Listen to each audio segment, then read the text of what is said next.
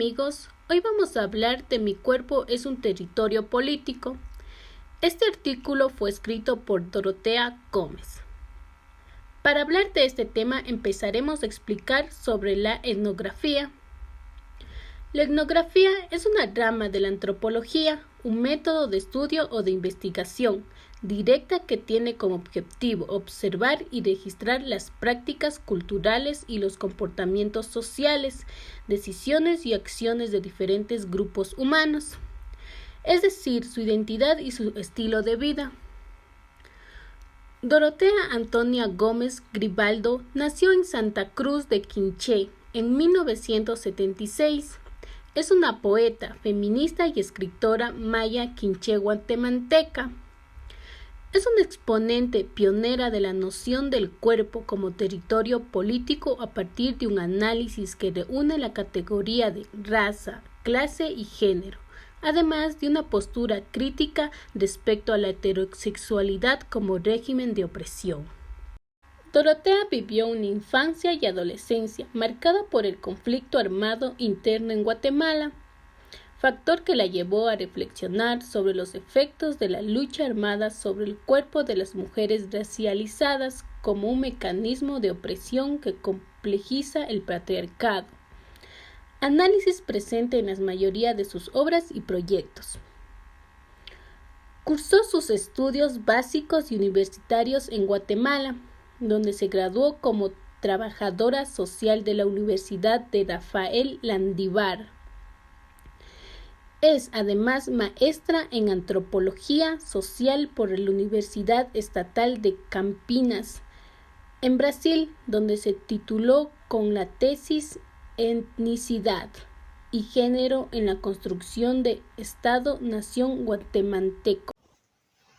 En su artículo, Dorotea Gómez nos explica cómo sus conocimientos históricos y su rebeldía la llevaron a salir de ese dominio patriarcal en el que por cientos de años las mujeres hemos sido sometidas, hacia una lucha por la libertad y la igualdad de género. Para ello, Dorotea nos resume la discriminación y racismo que ha sufrido la gente indígena en Guatemala, en especial en el departamento del Quinché. Entre 1978 y 1985, aproximadamente 200.000 personas fueron asesinadas. Del total de las víctimas identificadas, el 83% eran mayas.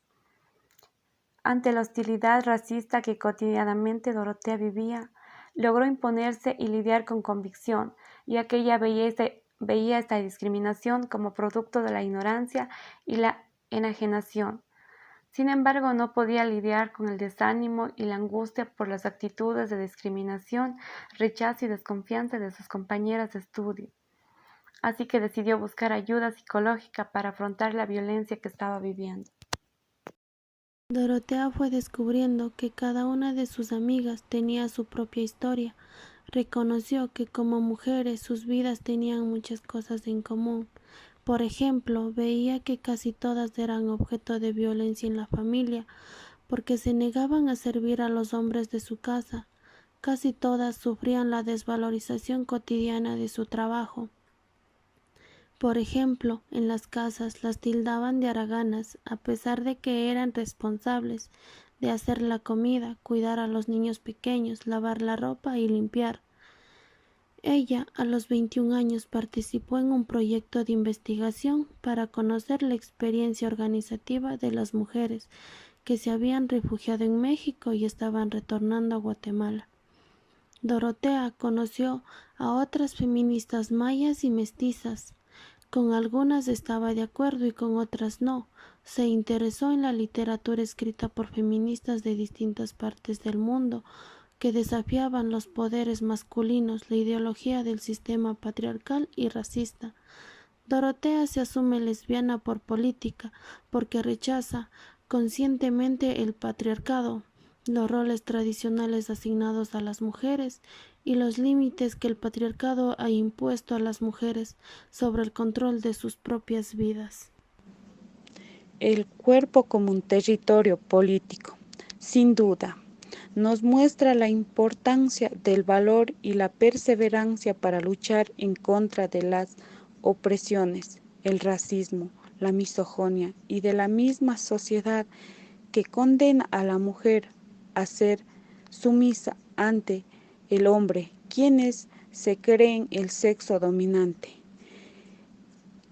Este libro nos muestra la dura realidad que enfrentan ciertos grupos sociales solo por el hecho de pertenecer a distintas etnias o culturas, pero aún más nos muestra la opresión que vivimos las mujeres, quienes somos consideradas inferiores a los hombres solo por el hecho de ser mujer, sin darse cuenta que todos, hombre, mujer, merecemos el mismo respeto por el simple hecho de ser seres humanos.